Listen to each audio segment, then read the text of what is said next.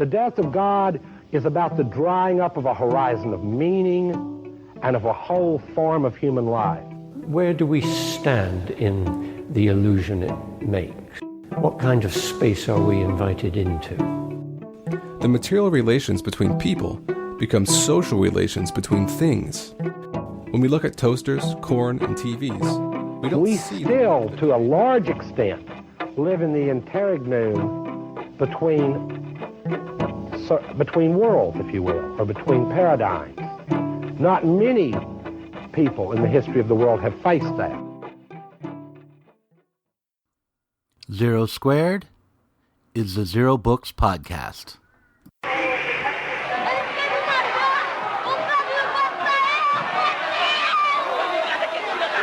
Brendan O'Neill and Fredrick DeBoer are the guests this week as we dedicate this week's episode to the question of punching Nazis.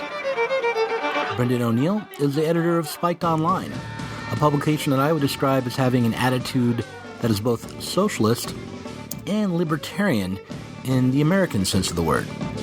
They advocate both expanding the range of human freedom and expanding capitalist economic growth, despite being smart enough to know why capitalist economic growth can only occur when the mass of humanity is fettered. Yeah, I don't get it either. Fredrick DeBoer is a writer for publications such as Jacobin, The Washington Post, Foreign Policy, and other publications. He is a professor at Brooklyn College and describes himself as having conventionally leftist views.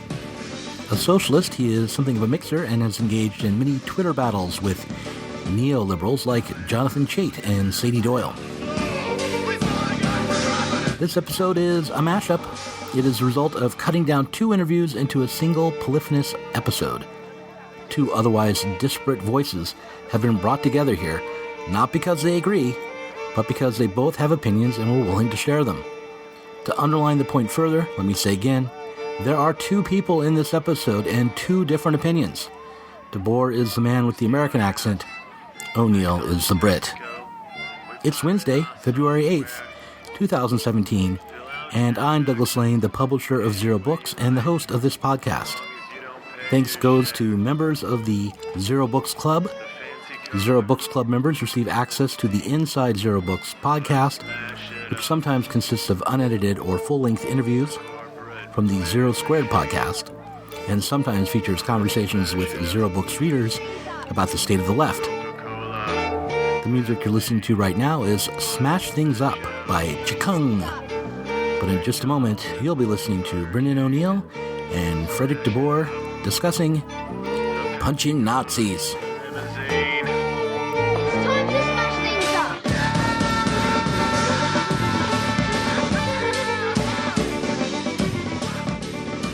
But I wanted to talk to you about punching Nazis and free speech. What is your formal position, or what is your take on this trend towards embracing political violence against the extreme right? I have to say, I think it's pretty pathetic. My policy, if one has a policy on punching Nazis, if they are organized and if they are involved in rough or violent action against certain communities or certain groups or certain left-wing outfits, then I think it's perfectly legitimate to defend yourself, to hit them, to chase them off the streets, and all those other forms of action are perfectly legitimate in that kind of conflictual political scenario. But what we have with the punching of Richard Spencer is actually one of the most tragic things I can remember seeing on the left in modern times, which was this really kind of vicarious thrill that came from watching this guy being punched. And it wasn't even a very good punch. The guy missed him with his fist and kind of hit him with the side of his arm. You think, God, where did this bloke learn how to fight? It's not very impressive. And what I think it became for the left, it became this cathartic moment. In fact, a Guardian writer referred to it as a cathartic moment. It became a very therapeutic thing where feeling increasingly disorientated and increasingly disconnected from ordinary people who keep having the temerity to surprise the left and the liberal world by voting for things they shouldn't be voting for. In that situation, what we had are kind of left-wing activists and observers leaping upon this one punch with all their glee and with great excitement, and holding it up as evidence that this is the fight back. I thought it was really, really sad, and actually spoke volumes, not about the strength of Nazism, which I think is a tiny, infinitesimally small problem, but about the impotence of the left and the weakness of the left, that they could get so excited about this one lame punch. You know, I am not immune to these memes. My reaction to seeing Richard Spencer punched, my immediate reaction was some terrible glee. I'll admit it, and then I enjoyed the memes that came across my Facebook newsfeed for a while. But then there was one that my son posted, which I thought really got to something. It started with an interview with Jeb Bush, and someone had asked him if he could time travel back in time and kill baby Hitler, whether he would do it. And he said, well, of course, you got to stand up, you got to do it. And then the next shot was of him putting on a hoodie, which was from some other context.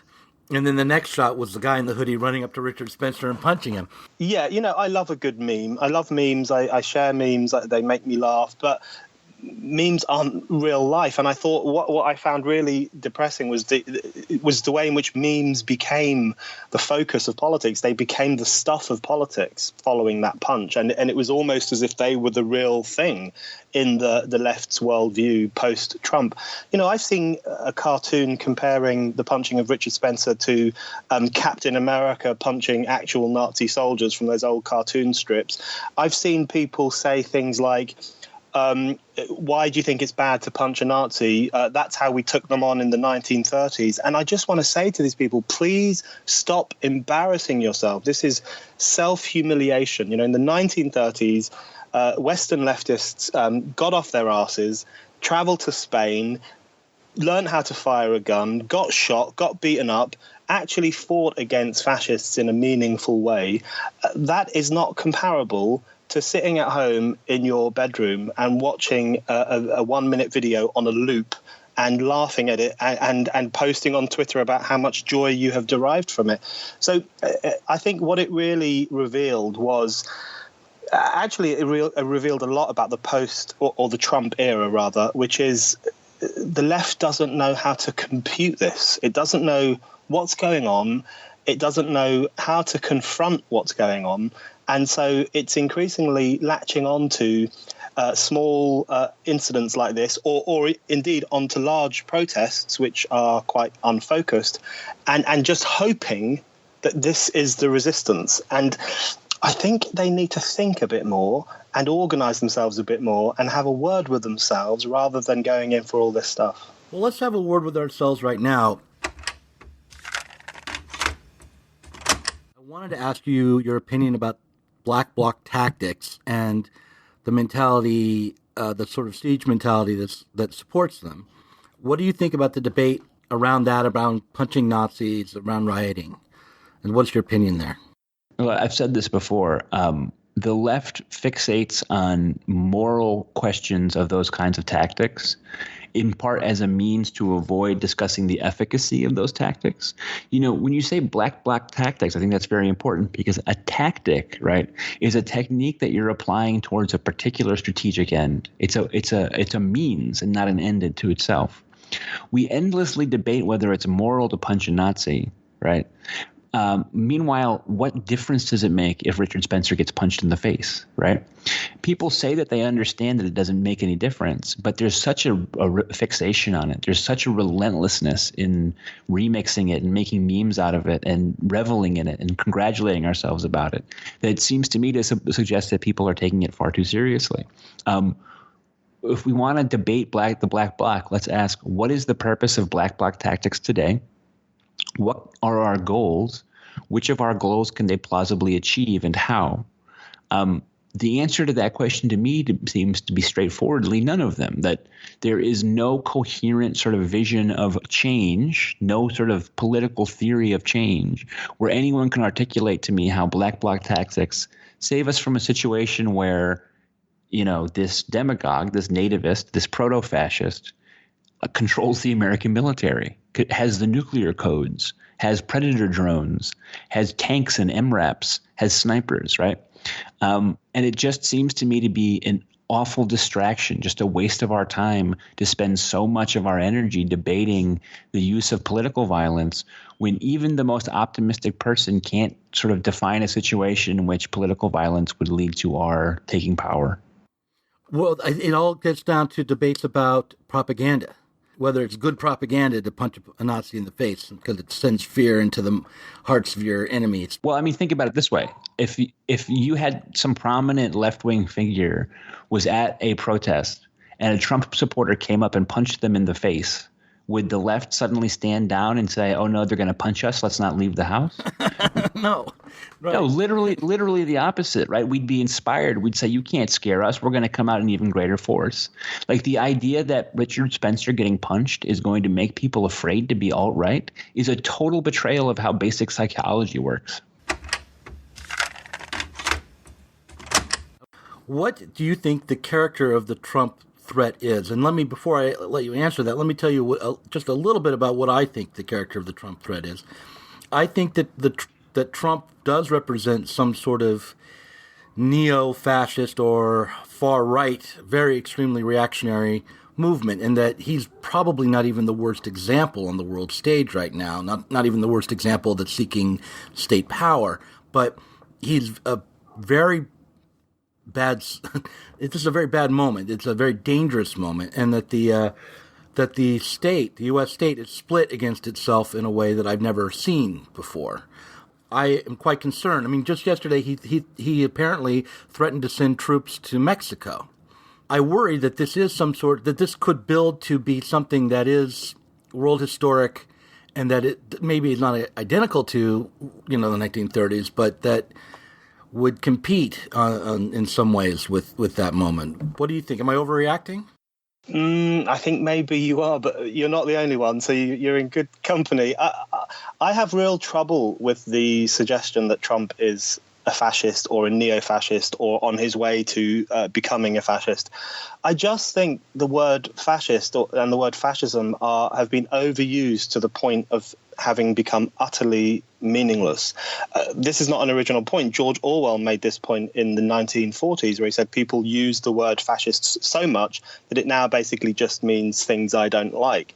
I think we've gone even further down that route now. And I think, again, that the bandying about of the word fascist to describe Trump, who is clearly a right-wing and authoritarian leader, I think, again, it speaks to this lack of an anchor among his opposition, a lack of a framework through which to understand these events in a way that is meaningful and connected to what's going on in the world.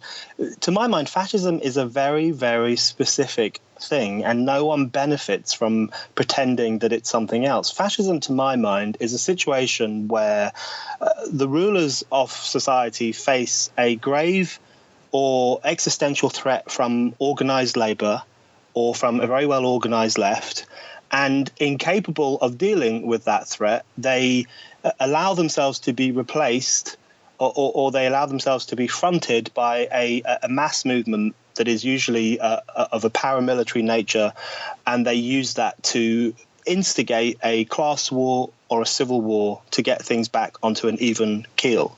That's what fascism is, and it's occurred rarely in history. I mean, obviously there's Germany. I think, in fact, Italy is a more classic example of fascism. Possibly Spain, although even there I think it's slightly different to what I would understand fascism to be. I don't think people use the word in relation to Latin American regimes. I think that's better understood as Bonapartism or the exploitation of populism. The idea that it exists in America, that those conditions exist in America now, seems utterly fanciful to me. There is no organized labor in any threatening way, anyway.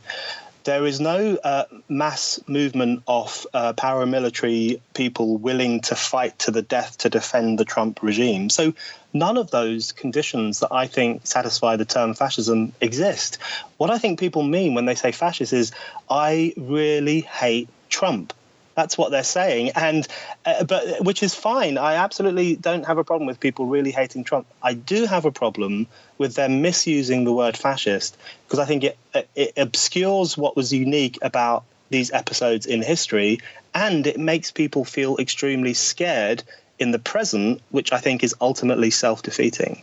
Well, I think the other thing that they mean is that Trump's racial scapegoating, combined with his populist rhetoric and his kind of neo-Keynesian approach and protectionist approach, nationalist approach to economics, puts him into the category of at the very least, a very right-wing populist reactionary.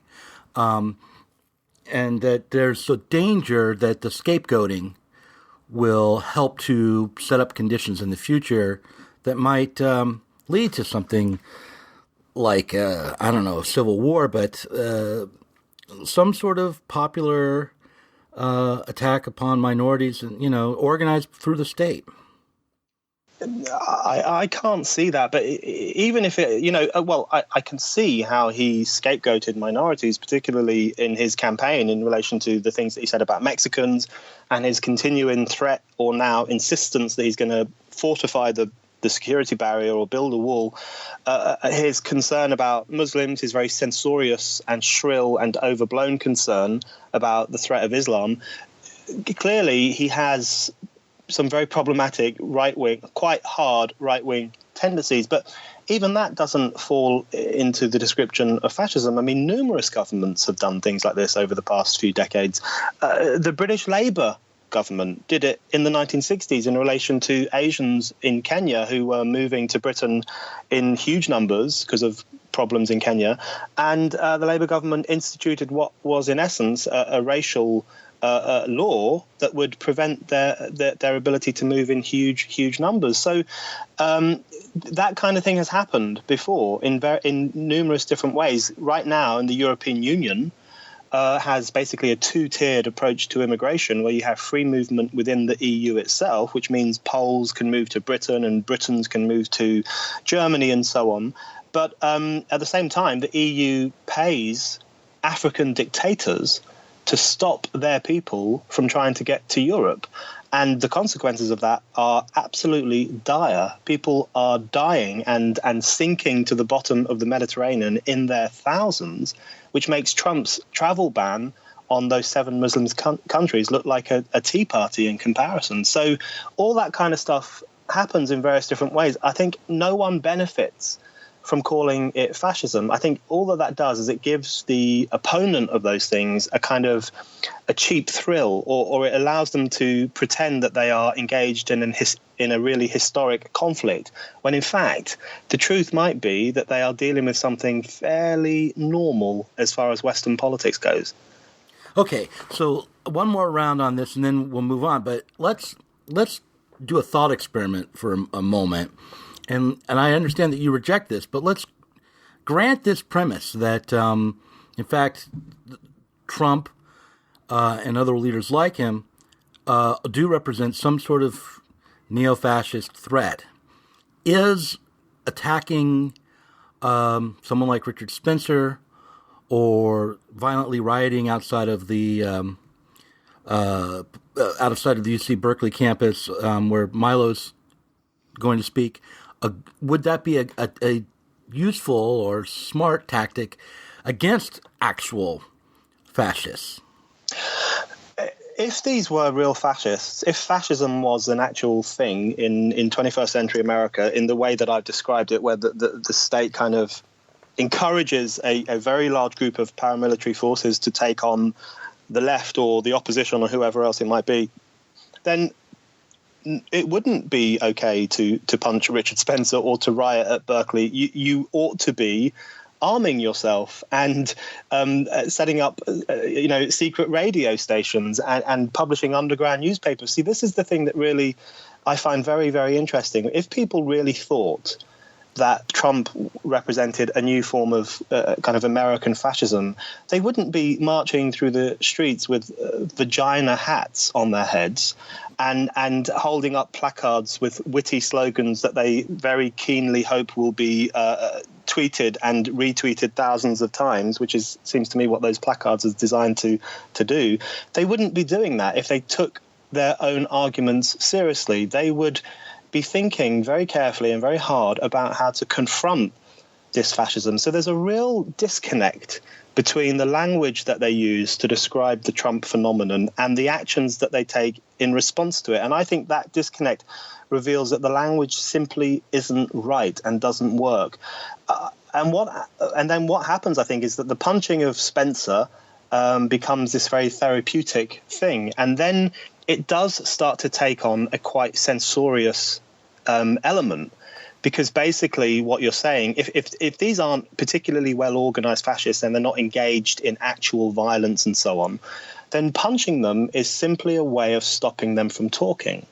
So that, I think, is an act of censorship. In another situation, punching a fascist might be perfectly legitimate and make sense because they're threatening you or your community, but not in this situation. My real concern with Spencer is that he has been made into a foil by the left, a foil for their own lack of clarity and their own inability to connect with what's going on. And they're feeling that they have lost vast swathes off the electorate to a different kind of politics. And so what they've done is they've made Spencer into this kind of bogeyman that they can all rage against and scream against, this kind of Emmanuel Goldstein figure who they can have a 2-minute hate against. And the consequence of that is twofold. Firstly, they don't actually stop to think about the current political conditions and what might be done about them. And secondly, even worse, Richard Spencer is transformed from a fairly sad, not particularly interesting character into the most dangerous man in America, courtesy of the left. I think it's important for any person who is invested in the cause of social justice, as I am, to recognize that one of the things that makes the current situation so difficult is that establishment power is very good at keeping up appearances. I think part of the reason why Trump has sparked so much panic is because he doesn't keep up appearances in the way that other people have. Now, obviously, it doesn't make him any better. I mean, I think he's worse than a lot of the alternatives. Yeah. But if you look at like the relationship between neo-imperialism and old school imperialism, right? Part of what made the Iraq War shocking was it seemed like a sort of a throwback to a different era when the United States or other countries would just invade other countries, sort of directly.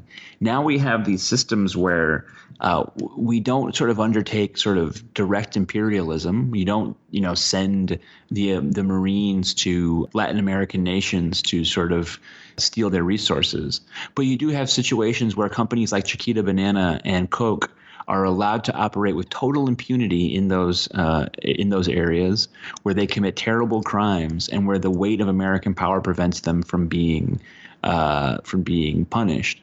And so you have a situation where, yes, on balance, right, I still think that's preferable to the Marines landing in Guatemala. Yeah. But what that makes it, what that sort of sense of normalcy and that sort of appearance keeping of we with sort of respect borders and the rule of law, that makes it more difficult for all of us who want to resist because it blunts the sort of the optics of the situation. And you have to recognize that part of why Trump has been such a fissure in the American political imagination is that he has upset conservatism's sort of ability to be racist, but to hide it, to be homophobic, but to couch it in the language of religious freedom, to have all of these reactionary positions that they've become much better at sort of hiding. Trump doesn't hide them. And so he is potentially a more dangerous adversary, but he's also sort of laid the stakes out a little bit more clearly. Yeah, I think that the other thing is that he is not liked by the establishment. Like he truly is a wild card. This is not what anyone who has had power up to now wanted, including his own party. So, he is, and so that means for a certain demographic, a rebellious demographic, they actually see a kindred spirit there. Right. Because of that. Go ahead. Yeah. I just think that, he's boorish, we like our killers to be genteel, right? Like, Henry Kissinger has literally millions of people's blood on his hands. He is one of the great villains of history. Certainly, maybe one of the great villains of the second half. Certainly, one of the great villains of the second half of the 20th century. But he is feted by Democrats as well as by Republicans because he maintains this sort of, this sort of genteel, respectful kind of stance on murder. Trump doesn't do that, right? Trump is just sort of in your face, like all id, like I'm this sort of horrific monster, and it's all surface, I'm kind of a fan of the Slavoj Žižek. You know who he is? So Yep. Slavoj Žižek has this great anecdote. He says, things always mean more than they appear to on the surface. So, for instance, if you go to an academic lecture and you find it really dull, afterwards you don't say to the person, I found it really dull. You say, oh, that was interesting. Because they know that if you weren't really praising it, then you probably didn't like it. And if you go to a lecture and afterwards you say to the person, that was deadly dull, they don't think, oh, he didn't like my lecture. They think, that guy wants to kill me. He's out for my job. Something's going on. And so there's that same sensibility with Trump. It's like Trump says things that were underneath the surface, what was what the Republicans really meant, and he says them outright. So what is he holding back from us? I mean, that's where you start to get the visions of the death camps from, because he'll say things that were unsaid before. Right. I mean, I hope that I don't live to regret saying this. I'm not sure that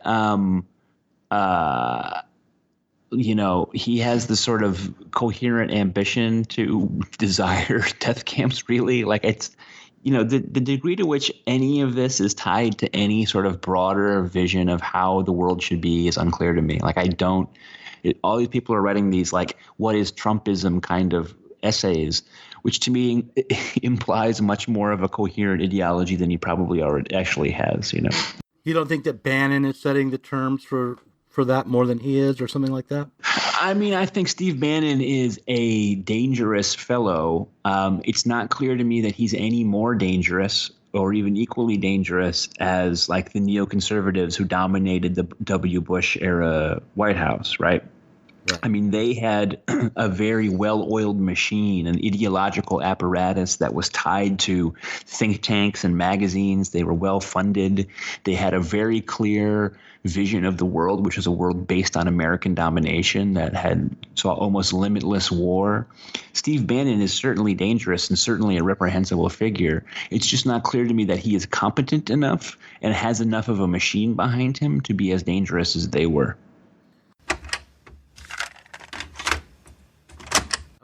My wife is going to nursing school now. Our kids are older, so she's going back to school to get a career going. And right after the election of Trump, her school issued an email letting everyone know that that there was therapy available to the university, and that if people were feeling traumatized by the election results, that they could come in and talk about it. And I found that infuriating because first of all, if Clinton had won, that email wouldn't have gone out. So, to say that, I suppose makes me sound like, a Trump supporter or something. But it was obviously not actually about psychology or real therapy. It was actually a political email, but it was in the guise of therapy. So it was, what infuriated me about it was it reduced the range of responses to Trump's election down to the basically self-care. And so it was very depoliticizing and really undermined, I thought, a moment where people might be able to take a step back and say, I need to do something differently. I need to get involved differently in politics and the state, Yeah. I completely agree with that, and I think that speaks to the way in which a certain kind of left-wing politics has been moving, which is effectively into the world of self-care. That's where it has been going. But my concern, which is not a nice concern to have, but it's what I feel, is that the protests as well, particularly the Women's March, were also part of that self-care world. It's just that everyone was doing it together. It felt very much to me like a lonely crowd. We had vast numbers of people, but because there was no clear political focus or clear political demand, except an expression of exasperation or fury or anger with Trump, the fascist, it did feel very much like people coming together to feel better. And in fact, there was one article in Britain which described it as a sharing of love among strangers, which I thought was a very strange way to talk about what other people describe as the resistance. So I'm worried about even the way in which even the larger physical protests have that component of not quite wanting to confront this politically or intellectually, and instead doing it at quite an emotional level. I have to say it differs from protest to protest. I thought the protests in America in response to the travel ban, the executive order on travel, I thought they were positive and had a lot going for them. I thought the taxi drivers refusing to go to JFK was very positive. I thought the way in which activist lawyers got involved was very inspiring. So there was a lot in that protest which I thought worked very well. The European protests, especially in Britain, in response to the travel ban, I thought were less positive. And actually they concerned me a great deal, primarily because of the fascist imagery and the Holocaust imagery. I think there were a lot of placards saying this is the new Hitler and we know how this ends, and it was Holocaust Memorial Day the other day, so don't let Trump get away with it. These people are playing with fire, because if you hold the Holocaust up as something that is actually quite routine and wasn't very special at all, and in fact is now being repeated in Trump when he says stupid things or signs stupid orders, what you're doing is you're chipping away at the uniqueness and the barbarism of the Holocaust. And you're actually sending a message to the far right in particular that maybe they were right all along, that the Holocaust wasn't that special. So I'm deeply concerned about the way in which that language is used about Trump, because I think it is undermining history, and it is making the present seem more awful than it is. It's not that bad.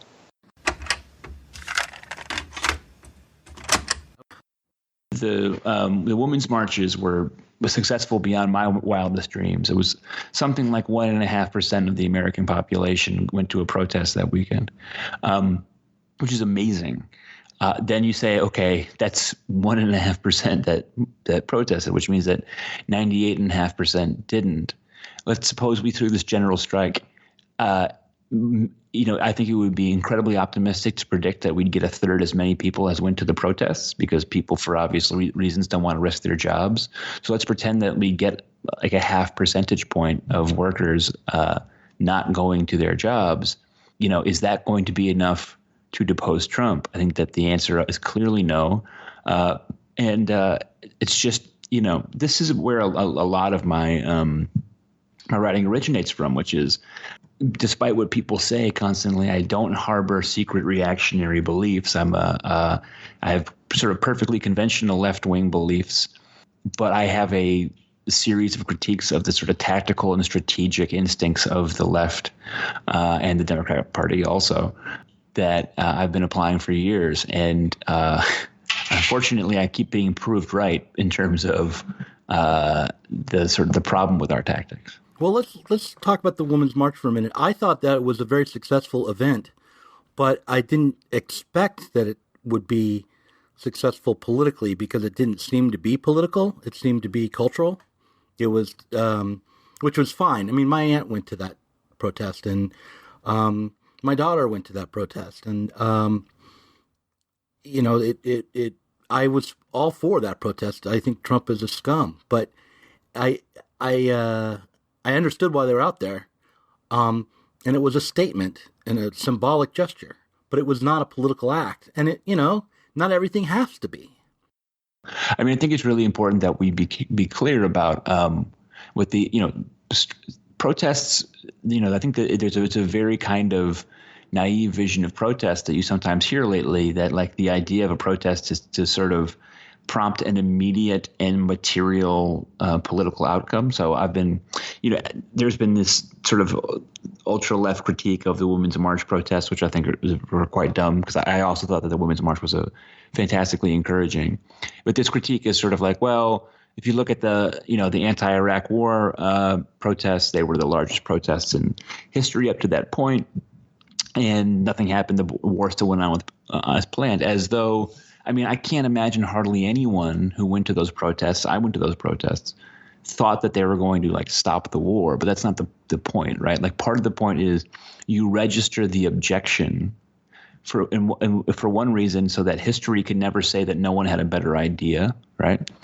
And also because you understand that you are gradually building up a record of alternative opinion that does eventually make a difference. Lyndon Johnson ended up not pursuing the nomination for president because he had become so toxically unpopular within his own party because of the anti-Vietnam War movement.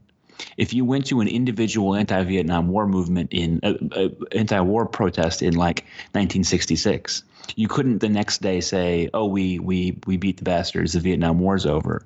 But what you could do is take part in a continuity of action that eventually had world historic consequences.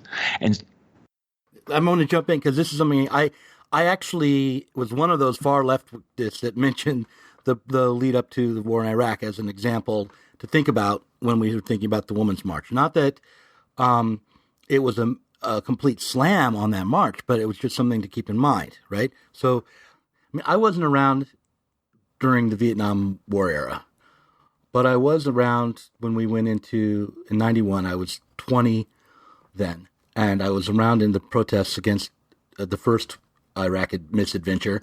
I was around for the second one, and those protests, my understanding is, had a very different character from the protests against the Vietnam War. The protests against the Vietnam War were happening while the war was happening rather than before. The protests against the Vietnam War were not as connected to either party, I think, and I don't know. There seemed to be mechanisms in place when it came to organizing protests against, and a mindset in place when it came to organizing protests against the war in Iraq, which, by their nature, were accepting there would be no political consequences from the start. Like in my organization, PPRC, there was a meeting a year before the invasion of Iraq where they were planning the kind of protests they would have when we invaded Iraq. So that means that they accepted that consequence a year in advance before it was really known to most of the public that there would be an invasion. That it was before the Bush administration got its shit together to organize the invasion. The protest movement was already organizing the big protest against it. Yeah, I see what you're saying. I do think it's important to sort of keep alive the sort of matters of political possibility. But we are constrained by, well, on the left, we're constrained by many things. We're constrained by material reality. The reality is that there was no force that was going to stop the United States from invading some majority Muslim country other than Afghanistan after 9/11. That the political conditions were such that there was such nationalist bloodlust sort of ambiently over the country that we were going to go in somewhere. It seems now to me like that was very clear. The other, the two questions. The first question is what's the alternative? Between if war was inevitable, if this terrible war was inevitable, does that mean that we should not have gone and registered our objection to it? Yeah. So if a bad thing is inevitable and you can either object to it publicly or not, you might as well object to it. But the other thing is then this gets bound up in the question of the left's sort of relationship to the Democratic Party, which if there was going to be any political vehicle that might have stopped the Iraq war, it might have been the Democratic Party. But of course, they didn't. Prominent members of Democrat leadership supported the Iraq war, including Hillary Clinton. That again was just a matter of where the country was in 2002 and 2003. It was a really dark time for this country, and that was probably inevitable. who benefits from moral panics about fascists and Nazis? The people who benefit is the state. I mean, you only have to look at Cable Street, the great Cable Street protests in Britain in the 1930s, where the state used those as an excuse to introduce public order acts, ostensibly to control displays of Nazi sympathy. But in fact, of course, they were used a lot against the left. We've seen this again and again over the past few decades, where the left, instead of confronting the far right or right-wing ideas in an intellectual, strong-minded, sometimes physical way, it too often goes running to the state or apes the state's methods for dealing with these problems. And we often see new legislation or new rules or new speech codes designed to control the far right, but very often used to control the far left as well. So the left has got to learn not to use police tactics, not to phone the police, not to call on university management to help them out, not to look to officialdom to create protective zones for minority groups. It has to stand up for itself and be independent and be autonomous and trust in people's ability to work out what is a good idea and what is a bad idea. Okay, last question. Do you think this is a good moment for organizing for radical political change? Could this be a moment ripe for real, I don't know, I'm reluctant to say revolutionary, but revolutionary change? I'm not convinced because, there's a real issue here which complicates everything, which is that part of me is thinking, how can I engage with these protesters and talk to them and see what they're thinking and so on? But then another part of me is actually more interested in engaging with people who voted for Trump. I'm more interested in those people. I find them intriguing, and I think on some issues they might actually be more progressive. For example, on industry, on economic growth, on not thinking that the environment is under threat and we're all going to die in 10 years' time, in not buying into what have become mainstream ideas on the left, but actually are not particularly positive or progressive. I think I was watching Jacobin did the Jacobin magazine did a conference, the anti-inauguration, and they put the video online, and I thought I'll watch this to see what the left is saying about Trump's inauguration. It's one of the most depressing things I've seen in years, because firstly, Naomi Klein comes on and is treated like a goddess and basically says we have to stop fossil fuels. So you have a situation where large numbers of people who work in the fossil fuel industry or in traditional manufacturing vote for change, vote for Trump, reject the Clintonite establishment. And the first thing that's said at this anti-inauguration conference is, let's get rid of fossil fuels. I mean, so little self-awareness. It's incredible. And then other speakers come on and talk about how Brexit gave rise to the worst racism Britain has seen since the Second World War, and so on and so on. And I just thought, this tells me that the left has no clue where people are at. They have no clue that the value people attach to the idea of work and having a job and having industry and creating greater economic growth in order to create greater wealth. They have no idea of people's aspiration for autonomy, which I think Brexit expressed very well, people's aspiration not to be governed by so many layers of bureaucracy. Until the left understands that people want to be free and people want to be wealthy, and until they understand that that involves stripping away bureaucracy rather than propping it up, and interfering with nature rather than treating it as sacred, until they understand those things, I don't think they'll get anywhere, and they certainly won't be holding any revolutions. You've been a critic of what I'll just call political correctness, and I think you've probably gotten a ton of shit for that. Mm-hmm. What would you say about the kind of outrage and perhaps political correctness today? Do you think that that is still even a problem now that Trump's in office? Are we to be more tolerant of it now? Well, I mean, yeah. So as you hinted in your question, I don't, I am frequently cast as a critic of political correctness or identity politics. I try to avoid those terms. I mean, I can't say that I've never used them, but I just find those terms to be sort of deliberately misleading, and they have been claimed and reclaimed so many times that I don't know what we're talking about. I would call myself a critic of a certain set of liberal to left political positions that are maximally invested in language and symbolism, that depend upon, that see change as fundamentally occurring at the level of the individual, that thinks that we'll achieve a better world through individual people regulating their own behaviors, and that are all bound up in a sort of a conception of all political problems as problems of mind, right? So if you look at the discourse of privilege, well, of course, in the basic sense that some people enjoy greater privileges than others, and that those are structural facets of society, and that that's a bad thing, right? That we need to address that inequality. I'm, of course, completely on board.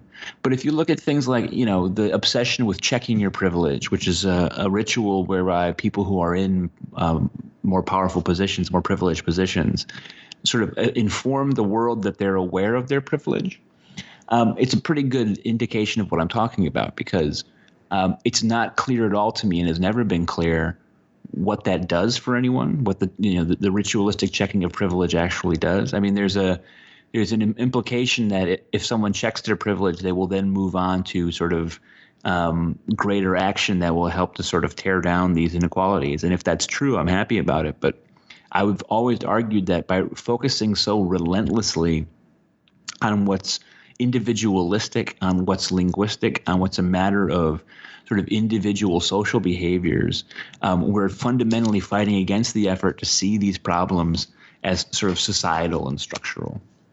So now we're in the era of Trump, right? And what's happened is that you've gotten this really passionate resistance from liberal and left sort of sources, for very good reason, to this regime, to not just Trump's presidency, but to total domination by Republicans of the Congress and of the state houses. And so when you have this sort of fired up base that's mad against Trump, people respond to that by sort of circling the wagons, right? They pull tighter together and they start to regulate their own spaces more and more. And so if anything, the discourse of political correctness has become more powerful. But I think that it's a perfect example of just the sort of absurdity of priorities right now on the broad left, where you say, well, you can't do microaggressions in here, right? Like, don't do yoga because that's cultural appropriation, where a nativist demagogue is in the White House, right? There is this reaction by the left where the worse things get, the more sort of quotidian and minute our political interests are, right? Like, we respond to really big problems by taking the object of politics and looking at it closer and closer and closer. It is simply my observation of the way that the world works, that even if you got every individual person to follow your really strict code of ethics, which you can't do, by the way, the world will still fundamentally be an unjust place. And there's been such a refusal on the part of liberals and the left to ask themselves whether that discourse can actually solve the problems that it's intended to solve. Last question. Now, you didn't really want me to ask about your little skirmish online, so I won't ask directly about that, but I do want to ask this. Do you think that the way people are interacting and the kinds of debates that are happening online are detrimental right now? Do you find this to be a problem that you have any kind of idea about how we could solve it, or what is your feeling about the way just the discourse, I guess, is going online? Yeah, I just think that right now the left is in a really dangerous place in that it is deeply, deeply antithetical to any internal criticism. I think that there is a real sort of shoring up, a circling of the wagons, a sort of defensive crouch that the left has adopted, where it wants to so many people want to write out of the movement anyone who's sort of internally critical of the way that we're doing things. As someone who has been doing this for a long time, who's been a critic of left-wing practice for a long time, I can't remember a time when asking basic tactical and strategic questions was so unpopular. And that seems to me to be just totally the contrary to what we need right now. When you're in a political crisis, and we are absolutely in a political crisis, you must think clearly. It's more important than ever right now that the left think very, very carefully about what it wants and about what the best means are to get what it wants. And if you're eliminating the space where critics can operate, if you are denying the fairness or the potential of someone to be deeply invested in the left and to still criticize our tactics, I think that you're doing Trump's work for him. I think that we desperately need a healthy debate about what's best for our movement, and shutting that down is ultimately going to hurt the very people it's supposed to help.